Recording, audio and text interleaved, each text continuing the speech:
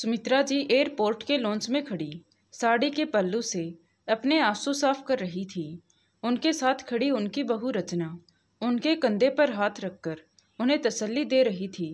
मगर सुमित्रा जी के दिल को किसी तरह सुकून नहीं मिल रहा था। मिलता भी कैसे? आज उनका बड़ा बेटा यानी कि रचना का पति रोहित दुबई जाने के लिए रवाना हो गया था, क्योंकि यहाँ की कमाई में अब उनका गुजारा मुमकिन नहीं था। किराए का घर था और छोटे छोटे 2 बच्चे, और साथ ही माँ की जिम्मेदारी भी उसी पर थी, क्योंकि एक छोटा भाई था, वो तो अभी पढ़ाई कर रहा था। ऐसे में रोहित की मामूली सी सैलरी में घर का खर्चा चलाना बहुत कठिन हो रहा था। आखिरकार दिल पर पत्थर रखकर उसने दुबई जाने का फैसला कर लिया। उसका इरादा तो यही था कि वहाँ जाकर कुछ समय में अच्छी रकम कमाकर घर भेजूंगा और कुछ जमा करूंगा, जिससे वापस आकर बिजनेस करने में आसानी हो जाएगी। मगर वो नहीं जानता था कि उसका दुबई जाना उसके छोटे से परिवार में तबाही ला देगा। रचना के छोटे छोटे बच्चे उसकी टांगों के साथ लिपटे हुए थे। पापा के जाने का दुख उनके चेहरे पर साफ दिखाई दे रहा था। छोटा बेटा मोनू तो अभी सिर्फ 4 साल का ही था। जब रोहित अपना सामान घसीटते हुए अंदर जा रहा था तो वो मासूमियत से अपनी मम्मा से पूछने लगा कि मम्मा, पापा हमारे लिए खिलौने लेने जा रहे हैं ना, वो कब वापस आएंगे? मोनू के सवाल पर तो जैसे रचना की भी आंखें भर आई। मोनू से 2 साल बड़ा सोनू चुपचाप खड़ा था। आखिर सुमित्रा जी ने भी खुद को संभाला और सब लोग वापस घर की ओर चल दिए। वापसी के पूरे रास्ते सुमित्रा जी ने रचना से कोई बात नहीं की। वैसे रचना के लिए ये कोई बड़ी बात नहीं थी। सास की नापसंदगी तो वो उस दिन से झेल रही थी जिस दिन रोहित उसे अपनी मर्जी से ब्याह कर इस घर में लाया था। सुमित्रा जी को शुरू से ही इस बात की नाराजगी थी कि रोहित ने उनकी पसंद की लड़की से शादी ना करके रचना से शादी की, जो कि दूसरी बिरादरी से थी। मगर रोहित ने कभी उनकी बात को अहमियत नहीं दी थी। सुमित्रा जी रोहित के सामने तो रचना के साथ अच्छा व्यवहार करती थी, लेकिन असल सच्चाई तो रचना ही जानती थी। रोहित के घर से निकलते ही सुमित्रा जी तानों और बातों से उसका जीना हराम कर देती थी। अब भी रचना मन ही मन में डरी हुई थी कि अब रोहित यहाँ से चला गया तो सुमित्रा जी न जाने उसका क्या हाल करेगी। मगर वो मजबूर थी, इसलिए चुप बैठी थी। रचना की सोच बिल्कुल सही साबित हुई। घर वापस आते ही सुमित्रा जी ने उठते बैठते रचना को सुनाना शुरू कर दिया। न जाने कैसी पत्नी ले आया है जिसके कदम ही मनहूस हैं, वरना औरतें तो लक्ष्मी का रूप होती हैं, और इसने तो आते ही मेरे बेटे की कमाई भी खत्म कर डाली। इसलिए मजबूरन मेरा बेटा दूर प्रदेश की खाक छानने चला गया। सुमित्रा जी की इन बातों से रचना बस रोकर रह जाती।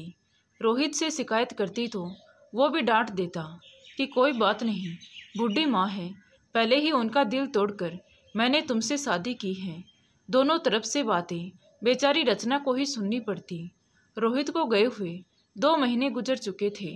उसे वहाँ अच्छी नौकरी मिल गई थी, और वो दिन भी आ गया जब रोहित ने पहली बार अच्छी खासी रकम अपने घर भेजी। ये पैसे उसने अपने छोटे भाई रमन के अकाउंट में भेजे थे, तो उसने लाकर सीधा अपने माँ के हाथ में दे दिया। सुमित्रा जी बार बार उन नोटों को गिने जा रही थी। उसे यकीन ही नहीं हो रहा था कि इतने सारे पैसे उसके अपने हाथ में हैं। तभी अचानक मोनू को सुलाकर कमरे से बाहर निकलती हुई रचना ने यह दृश्य देख लिया। अभी वो सुमित्रा जी से ये सवाल करने ही वाली थी कि क्या ये पैसे रोहित ने भेजे हैं, कि तभी सुमित्रा जी ने अपने हाथ में मौजूद पैसों को तेजी से घुटने के नीचे दबा लिए। रचना ये देख हैरान रह गई, पर कुछ ना बोली। तभी सुमित्रा जी अपने चेहरे के हाव भाव बदलते हुए बोली कि कब से बच्चे को सुला रही हो, मेरे सिर में बहुत दर्द हो रहा है, 1 कप चाय बना दो, और इसके बाद रात के खाने के लिए कुछ अच्छा सा इंतजाम कर लेना। आज तुम्हारी ननद सुमन को मैंने खाने पर बुलाया है। रचना सुमित्रा जी से उन पैसों के बारे में पूछना चाहती थी, क्योंकि उसे अपने बच्चों का स्कूल में एडमिशन करवाना था और इसके लिए एडमिशन फीस जरूरी थी। मगर उसकी हिम्मत ना हुई कि वो सुमित्रा जी से पैसों के बारे में पूछे। ऊपर से सुमन के आने का सुनकर उसे और टेंशन में डाल दिया। वो खामोशी से किचन में जाकर चाय बनाने लगी। सुमित्रा जी रमन के साथ खुसर पुसर करके कोई बात कर रही थी, और जब रचना चाय लेकर आई तो दोनों माँ बेटे चुप हो गए। रचना को भी उनकी बातों में कोई दिलचस्पी नहीं थी, इसलिए वो किचन में आकर बर्तन साफ करने लगी। थोड़ी देर बाद देखा तो पनीर, दूध, दही, मिठाई और न जाने क्या कुछ लेकर रमन ने घर के अंदर प्रवेश किया। रचना इतना सारा सामान देखकर तो हैरान ही रह गई, क्योंकि अब से पहले इतना सामान एक हफ्ते में भी नहीं आता था, और आज सुमित्रा जी ने एक ही दिन में इतना सब कुछ मंगा लिया था। इसी हैरानी से वो किचन से बाहर निकल कर आई तो सामने ही सुमित्रा जी टीवी देख रही थी। तभी रचना ने धीरे से कहा कि माँ जी, आपने इतना सारा सामान क्यों मंगवाया है? पनीर तो बहुत है, हम तो कम ही लोग हैं, और अगर इतना सारा पकाया तो बर्बाद हो जाएगा।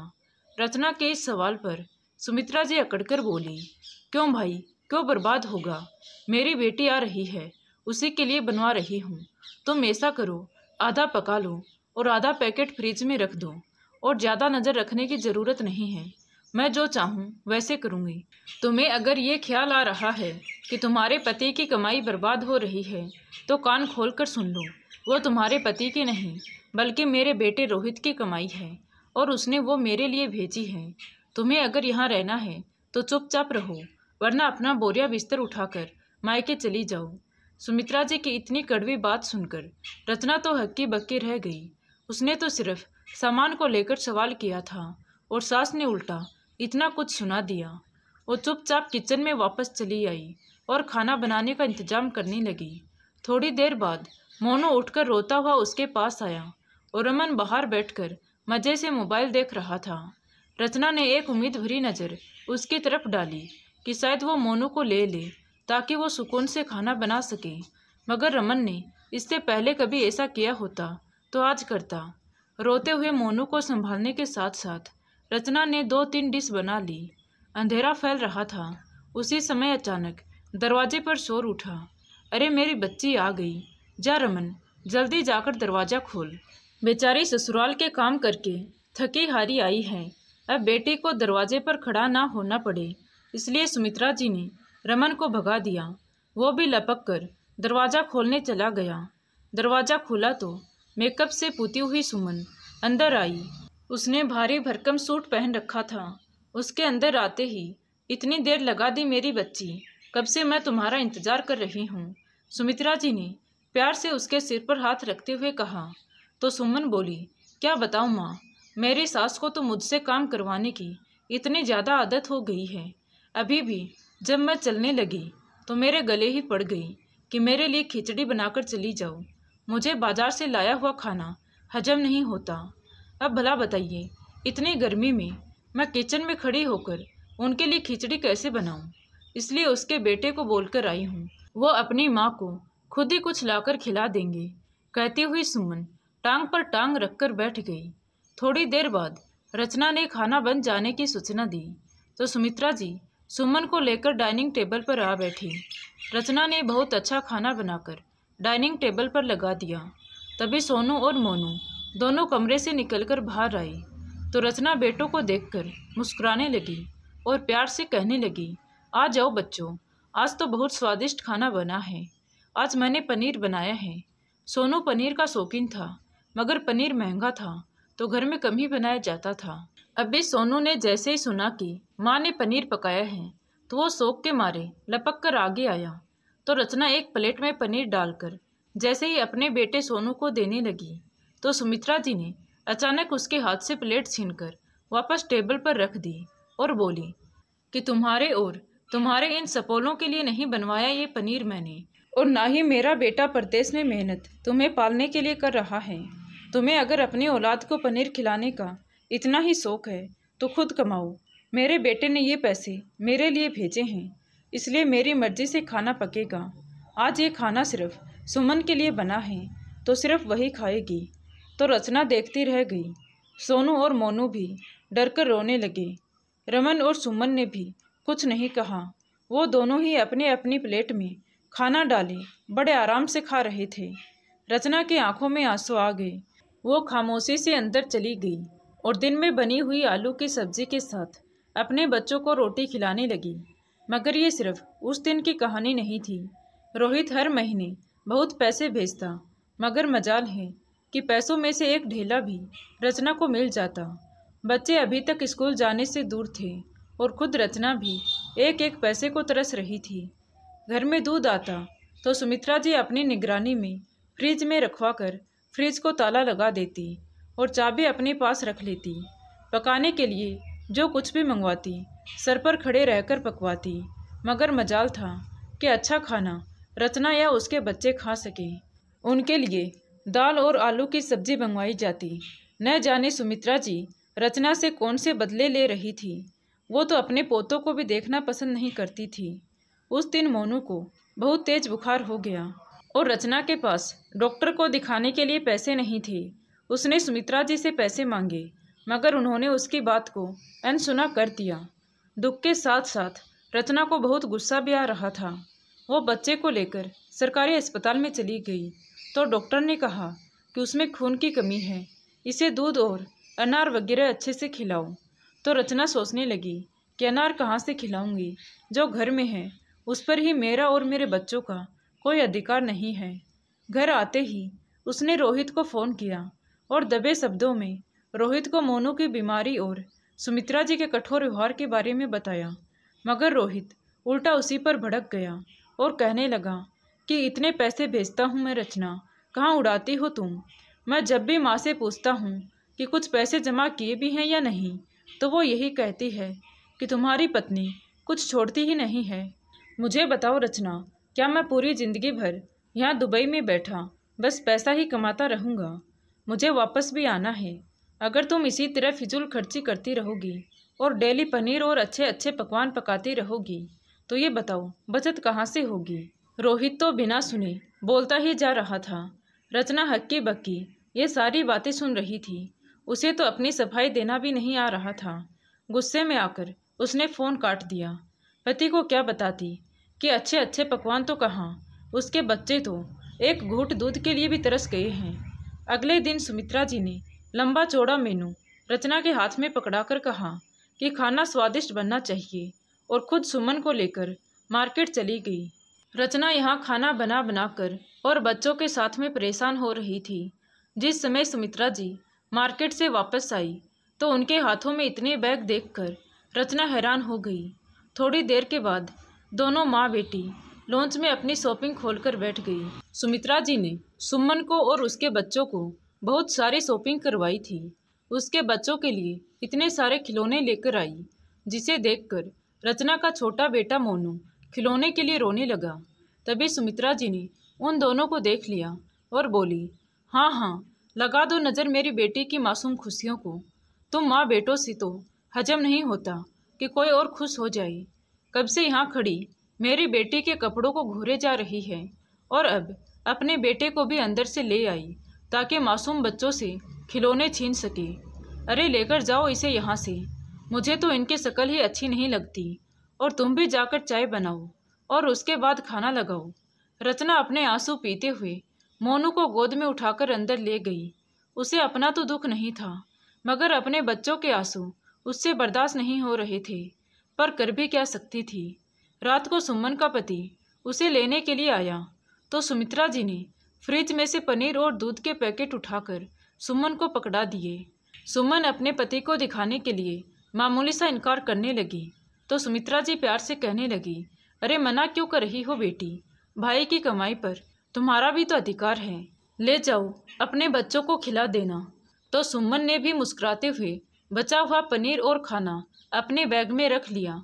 रचना चुपचाप ये दृश्य देख रही थी। सुमित्रा जी पलटी तो उसकी नज़र रचना पर पड़ गई। एक पल के लिए तो वो बुखला गई, मगर अगले ही पल वो रचना को अनदेखा करके अपने कमरे की तरफ बढ़ गई। दिन ऐसे ही बीतते रहे। एक दिन शाम के 5 बजे दरवाजे की घंटी बजी तो सुमित्रा जी टीवी देख रही थी। उन्होंने कहा कि दरवाज़ा खुला ही है, अंदर आ जाओ, और गेट की तरफ एक टक देखती रही कि कौन आया है। गेट खुला तो सामने अपने बेटे रोहित को देखकर पहले तो वो शक पका गई और फिर खुशी के मारे उठकर उससे लिपट गई। रोहित भी माँ से मिलकर बहुत खुश हुआ। रोहित ने इधर उधर नज़र दौड़ाई। वो रचना और अपने बच्चों को ढूंढ रहा था। तभी अंदर कमरे से मोनू और सोनू झगड़ते हुए बाहर आए। उनके हाथ में एक बहुत पुराना सा टूटा हुआ खिलौना था जिसके लिए वो दोनों लड़ाई कर रहे थे। रोहित ने उन्हें देखा तो हैरान रह गया। इतनी सर्दी के मौसम में भी इन दोनों ने छोटी छोटी निक्कर शर्ट पहन रखी थी और दोनों हद से ज़्यादा कमज़ोर हो चुके थे। इससे पहले कि सुमित्रा जी कुछ कहती, रचना किचन से निकलकर बाहर आई और सामने रोहित को देखकर बहुत खुश हो गई। रोहित ने उसकी तरफ देखा तो उसके माथे पर बल पड़ गए और गुस्से में बोला, ये क्या हुलिया बना रखा है तुमने अपना और बच्चों का। ऐसा लग रहा है किसी भिखारी की पत्नी हो और ये किसी भिखारी के बच्चे हैं। लाखों रुपए घर भेजता रहा हूँ, कम से कम अपने लिए अच्छे कपड़े तो खरीद लेती। रचना ने खामोशी से एक नज़र सुमित्रा जी की ओर देखा, जो घबराई हुई नज़रों से इधर उधर देख रही थी।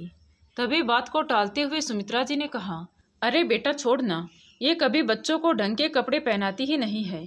तू ये बता खाने में क्या खाएगा। तो रोहित मटर पनीर की फरमाइश देकर अंदर फ्रेश होने के लिए चला गया। तो सुमित्रा जी ने फौरन अपने छोटे बेटे रमन को बाजार भेजकर मटर पनीर मंगवाया। रोहित फ्रेश होकर बाहर आकर माँ के पास बैठ गया और दुबई की बातें बताने लगा। सुमित्रा जी उसे देखकर खुश तो थी मगर घबराई हुई थी। रात को खाना खाते वक्त रोहित ने अपने दोनों बच्चों को खाना खाने के लिए बुलाया तो मोनू और सोनू दोनों अपने पिता के पास आकर बैठ गए। लेकिन जैसे ही सोनू ने मटर पनीर की सब्जी देखी तो वहाँ से उठकर जाने लगा। तभी रोहित ने कहा, क्या हुआ, तुझे तो मटर पनीर बहुत पसंद था ना। सोनू डरी हुई नज़रों से सुमित्रा जी की तरफ देखते हुए बोला, नहीं पापा, दादी ने ये पनीर आपके लिए बनवाया है, इसलिए वो हमें नहीं खाने देगी। अगर हमने यहाँ से पनीर का टुकड़ा भी खाया तो दादी हमें बहुत मारेगी और फिर तो हमें दाल भी नहीं खाने देगी।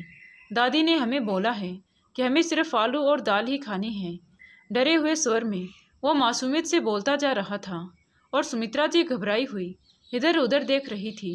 रोहित कभी बच्चों को देखता तो कभी अपनी माँ को। तभी सुमित्रा जी ने झूठे आंसू बहाते हुए कहा, देख ले बेटा, तुम्हारी पत्नी ने तुम्हारी पीठ पीछे इनको कैसे झूठ बोलना सिखा दिया है, जैसे मैं इनकी दुश्मन हूँ। कहकर वो साड़ी का पल्लू मुंह पर डालकर रोने लगी।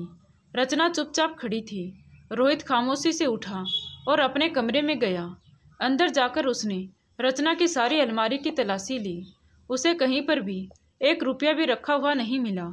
कपड़े वही फटे पुराने थे जो 2 साल पहले रोहित ने उन्हें लाकर दिए थे। उसने अपने बच्चों को देखा। उन्होंने जो शर्ट पहन रखी थी वो उनके पेट से ऊपर जा रही थी। वो बाहर आया और माँ से पूछने लगा कि माँ, वो सारे कपड़े कहाँ हैं जो आप मुझे वीडियो कॉल पर दिखाती थी कि ये रचना अपने लिए खरीद कर लाई है। अलमारी में तो बच्चों का और रचना का एक भी नया कपड़ा नहीं है। इन सब ने वही पुराने कपड़े पहन रखे हैं और वो भी फटे हुए। तो सुमित्रा जी इधर उधर देखने लगी मगर रोहित सब कुछ समझ चुका था।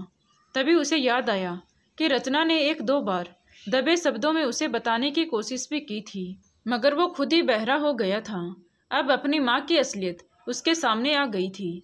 उसने कहा कि अब मैं दुबई वापस नहीं जाऊंगा और जो कुछ भी कमाया है उससे यहीं पर रहकर कारोबार करूंगा। और अगर आइंदा आपने मेरी पत्नी और मेरे बच्चों का हक किसी और को दिया तो मैं ये भी भूल जाऊंगा कि आप मेरी माँ हैं।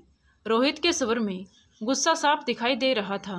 सुमित्रा जी चुप बैठी रह गई। उन्होंने जान लिया था कि उनका बेटा सच्चाई की परख करना जान चुका है। रोहित एक झटके से उठा और रचना से कहा कि बच्चों को तैयार करो और खुद भी तैयार हो जाओ, हम शॉपिंग करने चल रहे हैं। मेरी कमाई पर सबसे पहले तुम्हारा और मेरे बच्चों का अधिकार है। रचना तैयार होकर बच्चों को साथ लेकर शॉपिंग करने चली गई और सुमित्रा जी अपना सा मुंह लेकर उन्हें जाते हुए देखती रह गई। तो दोस्तों, आपको ये कहानी कैसी लगी कमेंट करके ज़रूर बताएं। कहानी अच्छी लगी हो तो प्लीज़ वीडियो को लाइक करें, शेयर करें और हमारे चैनल कहानी विद देवांशी को सब्सक्राइब ज़रूर करें। Thank you.